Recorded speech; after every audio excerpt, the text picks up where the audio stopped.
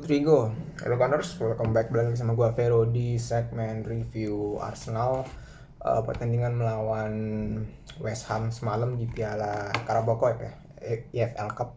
Bisa dibilang salah satu piala yang dianggap kasta keempat kalau di Liga Inggris. Ini emang gak resmi tapi sebagian fans menganggapnya seperti itu. Dan ini gue nonton berdasarkan cuman melihat highlights doang sekitar 10 menit. It's better lah daripada highlights yang cuma 3 menit 4 menit. Dan juga dari pengalaman dari bagaimana gue ngeliat komen-komen atau tweets dari beberapa fanbase Arsenal ya, dan dari gue melihat highlights dan tweets dari beberapa fans Arsenal, gue menyimpulkan kalau Arsenal selama 90 menit pertandingan terbagi menjadi kedua babak pastinya memang. Tapi maksud gue di babak pertama itu Arsenal ini dari salah satu statistik di babak pertama yang di-share sama satu fans Arsenal di Twitch fans Arsenal.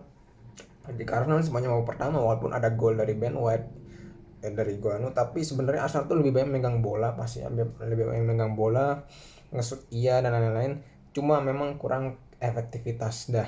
Wajar, what do you expect from lini tengah dan serang yang itu pelapis dua gitu ya. Eddie bisa cemerlang seperti ketika lawan Sheffield. Tengahnya juga lihat bagus-bagus.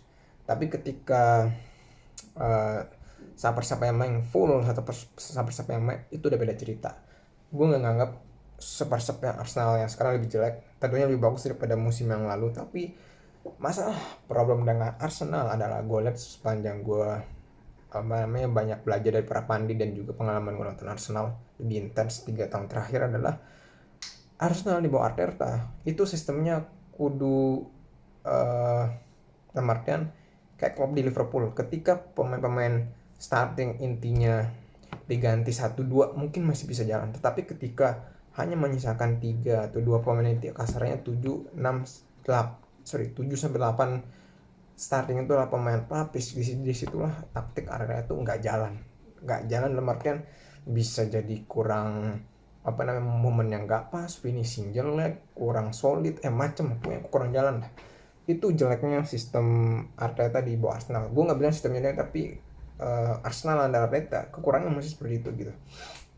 City aja yang ketika berusaha memainkan full lapis 2 ketika melawan Brighton di akhir musim kemarin aja ngos-ngosan, apalagi lawan Arsenal gitu kan, yang ya bisa dibilang City kan lebih bagus lah saper-sapnya misalkan lapis 2 nya City dibandingkan lapis 2 nya Arsenal. Tapi terlepas dari memang lapis Arsenal lebih bagus lah daripada 3 musim lalu lah, bisa dibilang lebih bagus, tapi bukan berarti bagusnya itu kayak udah setara lapis pertama, enggak, tapi lebih bagus lah. Tapi di babak kedua itu adalah hal yang menurut gue sudah tepat dimasukkan karena yakni kenapa gue tepat, karena dia mulai memasukkan Saka, mulai memasukkan ya Tomiyasu, mulai memasukkan Tomiyasu yang mungkin lebih kuat secara balance defending maupun cukup menyerangnya. Declan Rice yang menggantikan Jorginho, yang bisa bilang Jorginho ini secara passing oke, tapi fisikal dia kurang. Makanya kalian lihat beberapa sempat hampir gol tercipta, kalau enggak penyelamatan Ramsdale di babak pertama nggak salah itu gara-gara Jorginho yang kalah fisik duel. Nah terus duel kedua juga kalau nggak salah itu gara-gara sisi kiri Arsenal yang lambat di cover sama pemain Arsenal ketika Zinchenko terlalu maju ke depan, akhirnya kan bisa dimanfaatkan kelemahannya Arsenal di sisi kiri pertahanannya ya lewat long ball. Terus juga memasukkan Odegaard, Saka, Martinelli yang biar lebih nyerang. Emang kan kurang nendang si Nelson sama si Trossard juga sebagai starter ya.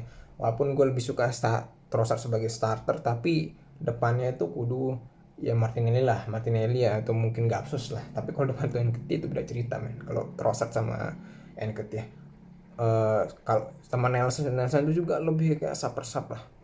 Makanya gue lebih suka Saka sebenarnya. Gue lebih pengen itu Arsenal datangin sayap kanan lah, atau enggak striker nanti di Januari gitu.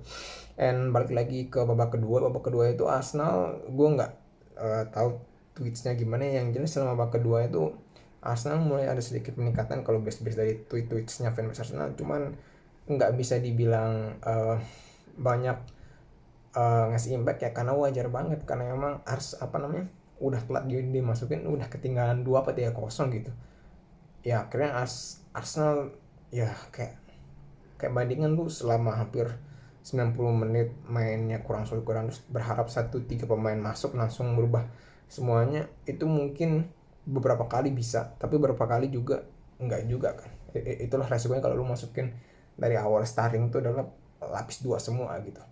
Dan akhirnya harus cuma bisa nyumbang 1 gol dari Odegaard yang gue harap lewat golnya membuat dia balik lagi menjadi top lah, mengalahkan Newcastle nanti kan di Saint James Park ya.